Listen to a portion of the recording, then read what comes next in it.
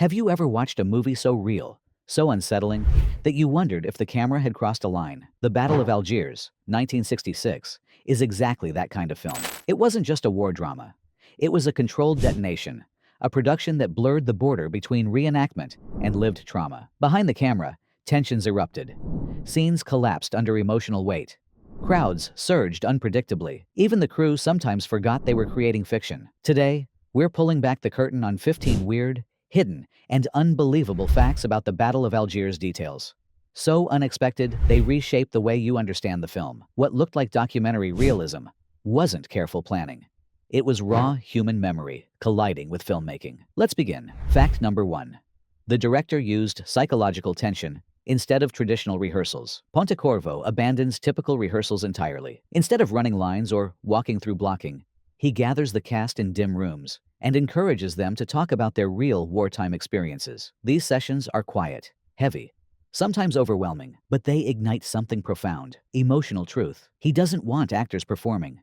He wants them remembering. Some cast members later admit they felt like they weren't on a film set at all, but in a confessional space where the past pressed against the present. This unconventional method pays off. When cameras roll, reactions feel unfiltered. Movements appear spontaneous. Facial expressions crack with genuine pain or defiance. Pontecorvo explains, "I didn't want technique. I wanted electricity. Not rehearsal, but emotional ignition. Not technique, but truth sparked raw." This method gives the film its terrifying realism, a realism audiences mistake for documentary accuracy. Fact number 2. The production had no storyboards for crowd scenes. Unlike most large-scale war dramas, the Battle of Algiers enters its most chaotic sequences without a single storyboard. Pontecorvo knows that trying to choreograph thousands of people in the tight alleys of the Kasbah is impossible. So he uses a radical method, controlled improvisation. He positions multiple cinematographers at different vantage points, rooftops, balconies, alley corners, and instructs them to follow the emotional center, not the action, the emotion. When crowds begin moving, everything becomes organic. The crew captures real reactions, not staged ones. In some takes, people change direction spontaneously. Children wander into frame. Elderly bystanders cry or cheer. What audiences don't know is that these unplanned moments become the film's most iconic shots. The surges of people look authentic because they are authentic. Pontecorvo later says, "I didn't direct crowds. I listened to them. Not rigid planning, but instinct, trusting the collective memory of a community still healing." Fact number 3. A real former policeman played a key role and struggled emotionally. One of the background performers is a former French-aligned policeman who served during the conflict. He's hired to play a security officer in several scenes, but filming forces him to confront uncomfortable memories. During a checkpoint sequence, he freezes. His hands shake. Crew members rush over, worried he's ill. But he quietly says, "I've stood in this position before, too many times." Pontecorvo offers to write him out entirely, but the man refuses. He wants to reclaim the memory on his own terms. His performance becomes unexpectedly compelling. He moves like a trained officer because he was one. His sense of hesitation adds tension to scenes that otherwise might have felt straightforward. Not acting, but confrontation, a personal reckoning woven into the fabric of the film. It's strange, haunting, and deeply human. A man reenacting a past he never fully escaped. Fact number 4. Camera operators weren't told when explosive charges would detonate. To capture authentic reactions, Pontecorvo keeps the timing of certain pyrotechnics secret from camera operators. Only the FX supervisor holds the real schedule. When the explosives detonate, the operators flinch, stumble, or momentarily lose focus, exactly the response the director wants. The footage trembles with fear and shock, adding documentary-like instability. One operator later jokes, "I didn't know if I was shooting a movie or surviving one." The effect is stunning. Shattered stone, erupting dust, sudden bursts of noise. The camera doesn't anticipate these moments, so neither does the audience. Not staged predictability, but unnerving authenticity. This method would violate modern safety standards, but in 1966, it becomes a key creative strategy. Fact number 5. The children's riot scene was almost entirely improvised. The memorable sequence where children confront soldiers with rocks wasn't rehearsed. Pontecorvo invites kids from the neighborhood and instructs them to play as if defending your block. That's it. No lines, no marks. When soldiers enter the alley, the children erupt. Some laugh, others scream. A few genuinely cry. Soldiers, played by local extras with military backgrounds, respond with improvised discipline. The result is a surreal blend of innocence and rebellion. The chaos of youth colliding with the rigidity of authority. One assistant director admits, "We had no idea what the kids would do." That was the point, not manipulation, but spontaneity, grounded in memory. This unpredictability gives the film one of its most emotionally charged moments. Fact number 6. The director structured scenes around silence, not dialogue. Most films rely on scripted lines to drive narrative. The Battle of Algiers does the opposite. Pontecorvo builds entire scenes around silence looks, gestures, shifting body language. He believes silence carries more truth than spoken explanations. This approach emerges from discussions with Algerian locals, who describe moments in the war when words were useless or dangerous. So the director shapes scenes around tension-filled quiet. A woman tying a scarf before carrying a bomb. A soldier scanning a crowd. A man walking through a checkpoint. Breath held. These quiet sequences create emotional architecture. They tell stories without commentary. Pontecorvo calls silence his sharpest tool, saying, "A glance can cut deeper than a speech." Not verbosity, but restraint, a choice that intensifies realism and keeps viewers tightly engaged. Fact number 7. Pontecorvo shot entire scenes using only natural light. In the Casbah's narrow walkways, artificial lighting becomes impractical. Instead of fighting the environment, Pontecorvo embraces it. He shoots sequences lit only by sunlight bouncing off stone walls, creating stark contrasts and unpredictable shadows. Cinematographers reposition reflectors constantly, chasing light as it shifts minute by minute. Actors recall moments when they had to freeze mid-scene because a cloud passed overhead, plunging the frame into darkness. The effect is powerful. The environment becomes a character, harsh, unforgiving, ever-changing. Not polished studio lighting, but organic illumination that mirrors the uncertainty of urban conflict. This decision shapes the film's visual signature: gritty, raw, and impossible to replicate on a controlled stage. Fact number 8. The sound mixer captured real market noise for authenticity. Instead of layering manufactured audio, the sound team records live market ambience. Vendors shouting, children haggling, metal bowls clanging, animals bleating. These recordings aren't staged. They're collected by hiding microphones in baskets, under tables, and behind pottery stalls. When the sound team reviews the recordings, they discover emotional fragments, arguments, laughter, whispered memories, creating a sonic tapestry no studio could replicate. Pontecorvo builds scenes around these soundscapes, allowing reality to shape rhythm. The mixer later says, "The Casbah didn't need us. It told its own story. Not constructed ambiance, but the heartbeat of Algiers captured in real time." Fact number 9.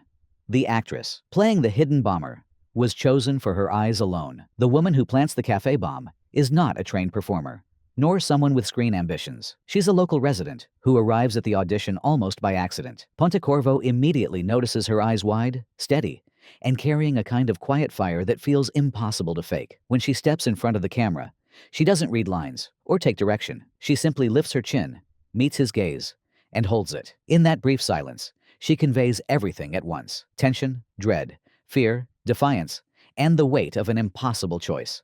Throughout filming, Pontecorvo relies on her instinct rather than instruction. Her performance becomes a study in subtlety. A soft breath before entering the cafe, a flicker of hesitation as children walk past, a tiny tightening around her mouth before setting down the explosive. These small movements communicate more than dialogue ever could. Pontecorvo later says, "Her eyes carried the weight of the scene.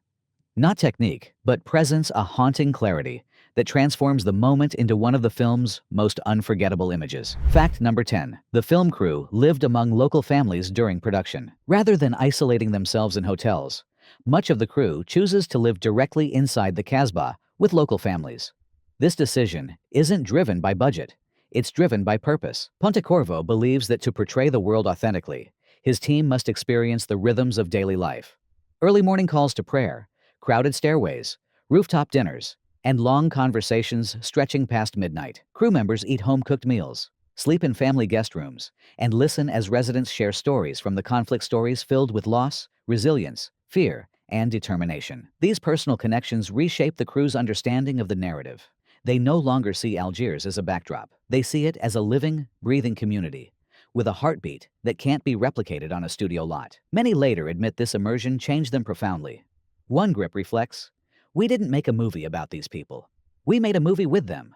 Not separation, but partnership, a bond that seeps into every scene and gives the film its emotional depth. Fact number 11. The film used real court transcripts to recreate key dialogues. To achieve a level of authenticity rarely seen in mid-1960s cinema, Pontecorvo builds several dialogue-heavy scenes from actual court transcripts, political hearings, and public statements documented during the Algerian War. Researchers comb through archives, gathering hours of testimony from leaders, lawyers, officers, and civilians. Rather than quoting these documents verbatim, Pontecorvo condenses and reframes them, shaping dialogue that maintains historical truth while remaining dramatically clear. One historian reviewing the script reportedly remarks, "This is closer to reality than most documentaries of the period." That's because Pontecorvo isn't inventing political ideology or rhetorical arguments. He's presenting words that people genuinely spoke under pressure, fear, or moral conviction. These reconstructed conversations give the film a stark sense of accuracy. Characters don't sound like crafted movie archetypes. They sound like real individuals navigating impossible choices in a turbulent era. Not dramatization, but truth reframed with cinematic clarity, a technique that blurs the line between documentary and narrative storytelling. Fact number 12. The director used military advisors to stage tactics accurately. Determined to avoid Hollywood-style staging, Pontecorvo hires military advisors who lived through the conflict or trained soldiers involved in similar operations. These advisors teach the cast how troops would move in narrow alleys, communicate silently, or navigate stairways under pressure. Some emphasize caution. Others argue for aggression. Disagreements erupt frequently. Pontecorvo listens to every viewpoint, recognizing that memory, especially military memory, is fragmented and emotionally charged. Instead of choosing one version, he weaves multiple perspectives into the choreography. The result feels natural, tense, and frighteningly plausible. Actors are taught not just movements, but mindset: how soldiers anticipate threats, how civilians watch silently from doorways, how resistance members stay alert without drawing attention. One advisor later says, "We weren't teaching war. We were teaching memory, not generic battle scenes, but emotional truth shaped by first-hand experience." This approach grounds the film in a realism that resonates long after the credits roll. Fact number 13. The iconic rooftop shots required climbing unstable structures. Some of the film's sweeping rooftop sequences were captured from the tops of decades-old buildings that were never meant to hold heavy equipment. There were no guardrails, no reinforced beams, and certainly no safety technicians. Cinematographers climbed using makeshift ladders, tiptoeing across uneven stones that shifted under their weight. Crew members recall feeling the roofs breathe, expanding and contracting in the afternoon heat. A single misstep could have sent a camera tumbling into the labyrinth of alleys below. Still, the views were extraordinary. The Casbah sprawling outward in textured layers, revealing a landscape of homes, smoke, terraces, and movement. These risky vantage points allowed Pontecorvo to capture the sense of constant surveillance and vulnerability that shaped daily life during the conflict. Not controlled studio angles, but daring, improvised positions that produced images now considered iconic. Fact number 14. The movie's realism was so convincing, it fooled intelligence agencies. When the Battle of Algiers begins circulating internationally, its handheld cinematography and unpolished aesthetic convinced some intelligence analysts that portions of the movie contain real archival footage. Reports surface of agencies studying insurgencies, mistakenly cataloging recreated scenes as genuine historical material. The confusion stems from Pontecorvo's choice to mimic the grain, framing, and pacing of mid-century newsreels. Cameras shake unpredictably. Crowds surge without clean blocking. Lighting is harsh, natural, and unforgiving. When informed of the misunderstanding, Pontecorvo reportedly laughs and says, "If they believed it, then the film succeeded." Not deception, but authenticity so powerful that it erases the boundary between reenactment and documentation, a testament to the film's groundbreaking style. Fact number 15. The final uprising sequence took days of negotiation to film. The climactic uprising, with thousands flooding the streets in collective defiance, was not staged casually. It required complicated coordination with residents, community leaders, and local authorities who insisted the scene be portrayed with dignity and historical respect. Negotiations take days. Community representatives emphasize that the sequence should reflect both grief and hope, not simplified spectacle. Pontecorvo agrees, shaping the scene to honor the emotional truth of the moment. When filming finally begins, the atmosphere is electric. Flags rise, chants echo. People move with unity, not performance. Crew members watch from rooftops, stunned by the authenticity unfolding below. One participant later says, "It felt like a second heartbeat, not choreography, but remembrance a surge of communal identity captured in a single, unforgettable sequence. The Battle of Algiers remains one of cinema's most startling achievements, because it wasn't built on spectacle. It was built on memory, emotion, and a willingness to confront truth, even when truth trembled. If you enjoyed this deep dive, hit like, drop a comment, and subscribe for more hidden stories from cinema's boldest productions. Some films entertain. This one refuses to let history fade.